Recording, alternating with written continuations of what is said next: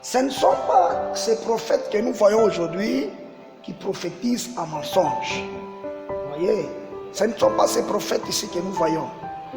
Les faux prophètes, c'est celui qui viendra, celui qui régnera après que Jésus est monté au ciel avec son église, son épouse. C'est lui qui viendra, qui apparaîtra pour dominer la terre, installer son gouvernement sur la terre. Vous voyez, par l'entremise de qui? Du diable. Vous voyez, celui-là, c'est ça, le faux prophète dont on est en train de parler. Vous voyez, alors le faux prophète et la bête seront jetés dans le feu. Ça, c'est le deuxième élément. Là, c'est ça, c'est le deuxième élément. Okay. Vous voyez, le premier élément, le diable sera pris, arrêté et jeté en prison. Et lorsque le diable sera arrêté et jeté en prison, mais non, ces acolytes, ces démons, et ils seront où?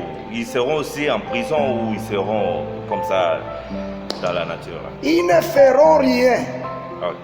Quoi qu'ils seront là, ils ne feront absolument rien. Vous voyez votre maître prise, jeté en prison. Vous autres, qu'est-ce que vous allez faire? Rien du tout. Vous ne ferez absolument rien. Le diable serait jeté en prison. Il sera jeté en prison. Et maintenant, la bête et le faux prophète dans les feux. Vous comprenez? Troisième élément qui aura lieu, Christ viendra instaurer le royaume millénaire. Ok. Parce que Christ viendra régner sur la terre. Sur la terre. Il viendra régner sur la terre comme roi d'Israël. Donc, on peut dire il viendra régner sur la terre comme étant un humain. Comme roi d'Israël. On va le voir avec les yeux. On va le voir comme ça avec les yeux parce qu'il sera là sur la terre. Parce que la Bible dit quand il descendra, il arrivera sur la montagne des Oliviers. Okay. Quand il arrive sur la montagne des Oliviers, c'est alors qu'il va commencer à faire tout ce que je viens d'expliquer là. Okay. Et après que le diable est en prison, le faux prophète dans les feux, la bête dans les feux, Christ vient maintenant régner. Vous voyez, il vient maintenant régner. C'est alors que s'accomplira la prophétie qui dit, Israël a posé la question à Jésus. Ton peuple que voici n'a vécu que peu de temps. Vous voyez un peu de bonheur. Vous voyez, quand il viendra Jésus, il viendra pendant ces 1000 ans régner avec Israël pour que Israël aussi se réjouisse avec Christ comme leur roi. Bien-aimés dans le Seigneur, en tout cas, les explications sont claires et nettes.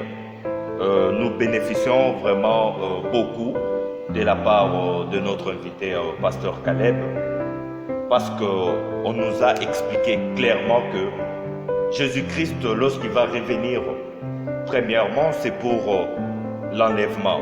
C'est ça? C'est ça. Ouais. Prendre son église qui est son épouse. Et lorsqu'il ira au ciel, Jésus va revenir accompagné de son église pour venir régner, pour arrêter, mettre en prison les diables et pour jeter dans le feu le faux prophète et la bête. Et le troisième élément que le pasteur Caleb vient de nous dire, c'est que Jésus-Christ va établir son royaume sur la terre, son règne. Donc Jésus va régner avec son épouse. Son épouse, bien-aimée dans le Seigneur, vous le savez, son épouse, c'est son église. Donc le chrétien, les gens qui ont cru en Jésus-Christ. Et pasteur Caleb, alors lorsqu'il va venir établir son royaume, c'est-à-dire que vous avez dit que Jésus-Christ va régner sur toute la terre, bien entendu. Oui. Et il va régner avec Israël, comme vous avez dit. Il y avait la prophétie que non, les enfants d'Israël ont vécu que peu de temps. Des bonheurs. Et quel est le bonheur que Dieu réserve pour Israël? Dieu réserve le bonheur pour Israël. Premier bonheur, c'est de régner avec Israël sur la terre comme roi. Okay. Les disciples ont posé la question à Jésus, est-ce à 7 ans que tu es venu restaurer le royaume d'Israël? Jésus-Christ a dit non, ce n'est pas à moi de connaître ni le jour ni l'heure. Quand il viendra maintenant, il viendra donner la restauration à Israël. Israël qui pleurait, il ne pleurera plus. Pourquoi? Parce que le diable sera déjà en prison. Oui. Vous voyez un peu? Ce qui font pleurer les gens ici, c'est l'œuvre du diable. Oui. Oh, le diable en ce temps-là, il sera déjà pris, il sera en prison. Et les enfants de Dieu seront dans la liberté. Ils seront dans la liberté, dans la joie, dans le bonheur. Est-ce que ces règnes-là de Jésus-Christ, c'est pour toujours sur la terre ou bien ça va prendre quelque temps seulement? Et les diables en prison, c'est pour toujours ou bien c'est juste pour un temps? Parce que ceux-là qui sont dans le feu, je suis sûr que c'est fini pour eux. La bête et les faux prophètes, c'est fini pour eux. Maintenant, les prisonniers là, le diable, il sera libéré ou bien c'est pour toujours et Jésus-Christ va régner pour toujours ou c'est pour quelque temps, après il va retourner chez son Père? J'ai bien expliqué qu'il régnera pendant 1000 ans. Ok. Il viendra instaurer le royaume millénaire. Ok. Il régnera pendant 1000 ans. Pendant ces 1000 ans-là, le diable sera en prison. Bien-aimés dans le Seigneur, vous avez compris, restaurer le royaume millénaire, ça correspond aux 1000 ans. Donc Jésus-Christ va régner pendant 1000 ans. Les diables seront en prison pendant 1000 ans. Et après cela?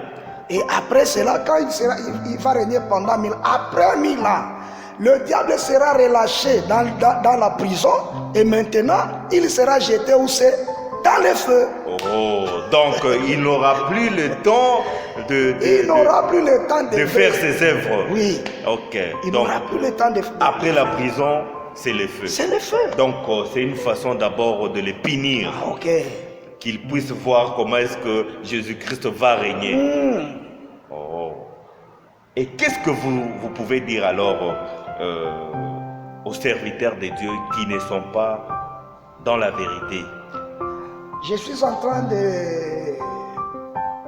d'inviter tout le monde, pas seulement les serviteurs, parce que quand nous parlons des serviteurs, c'est comme qui dirait, cette affaire ne regarde que les serviteurs. Non, d'abord parce que vous avez dit, la bête et les faux prophètes seront jetés au feu.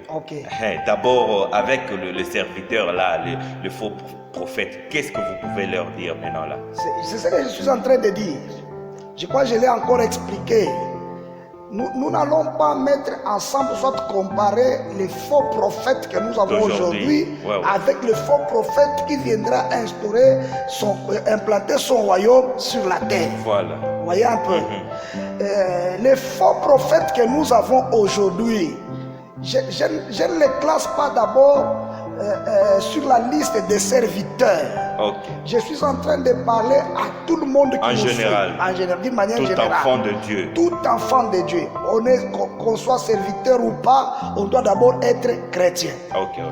Alors, vous pouvez vous adresser aux enfants de Dieu qui nous suivent en ce moment. Si vous pouvez regarder la caméra tout droit. Je suis en train de m'adresser à tous les chrétiens qui nous suivent en ce moment. Tu es chrétien, tu dois savoir marcher correctement selon que la Bible vous recommande. Si tu es chrétien, tu as déjà cru et que tu ne veux pas marcher, tu ne veux pas suivre ce que la Bible nous dit, c'est que tu dois savoir, lorsque Jésus viendra, tu resteras. Et quand tu resteras, tu vas souffrir ensemble avec ceux-là qui resteront. Il y a une souffrance énorme. D'abord une souffrance énorme. Comprenez? Et après ces souffrances-là, il y aura 7 ans, plus ou moins 7 ans de souffrance que les gens vont souffrir sérieusement avec la reine de la bête et les faux prophètes. Comprenez? Les gens vont souffrir. Et après cette souffrance, ce qu'il y aura par après, c'est le feu. Ils iront dans le feu, ceux-là qui ne veulent pas marcher selon les recommandations de l'État. Bien-aimés dans le Seigneur, en tout cas, ensemble avec moi, vous qui nous suivez sur 100% Jésus-Christ TV Monde, ensemble avec moi, nous avons compris que le pasteur Caleb nous a amené un bon message qui nous a parlé du règne de Jésus-Christ. Et dans ce règne-là, nous avons retenu 3 éléments. Il vient, il emprisonne d'abord le diable, il jette au feu la bête et les faux prophètes, après il établit son royaume, donc son règne, pendant 1000 ans. Et Pasteur Caleb, en tout cas, nous vous remercions beaucoup. Je pense que c'est notre première émission avec vous pour cette année 2022. Et je ne sais pas si vous avez quelque chose à dire sur cette émission 100% Jésus-Christ. Ok, je ne cesserai jamais à vous remercier pour les invitations que vous êtes en train de nous envoyer. Vous savez, c'est aussi une façon de nous honorer. Nous sommes très reconnaissants pour ça. En tout cas, que Dieu aide, que Dieu bénisse 100% Jésus-Christ. Et que Dieu aide, qu'il bénisse aussi tous ceux-là qui soutiennent cette émission. Amen. Ça, c'est ça notre souhait. Tout en soutenant cette émission, nous leur demandons aussi de croire et de marcher correctement avec Christ. Peut-être, pour ne pas peut-être oublier un petit élément qui est aussi très essentiel. Peut-être que les gens se poseront des questions. Il a parlé, il n'a pas donné même un seul verset. Je crois que les versets sont là. Oui. Les versets sont là. J'aurais voulu introduire d'abord ce retour triomphal. Okay. Quand nous viendrons maintenant parler des millénaires, du jugement, quelque chose là, je vais donner plusieurs versets. Une différence qui est entre le premier retour et le deuxième retour. Au premier retour, il n'y a que l'église qui montera pour aller rencontrer Jésus-Christ. Personne ne le verra. Okay. Mais là, le deuxième retour, la Bible dit dans Apocalypse chapitre 1, le verset 7, que tout œil les verra. Vraiment. Tout œil les verra. Tout le monde verra Christ en train de venir. On le verra. Je crois que c'est peut-être ça le dernier mot. Que Dieu bénisse. Bien-aimés dans le Seigneur, vous avez compris que nous sommes arrivés à la fin de cette intervention du pasteur Caleb. Il a bien précisé que c'est l'introduction de cette vaste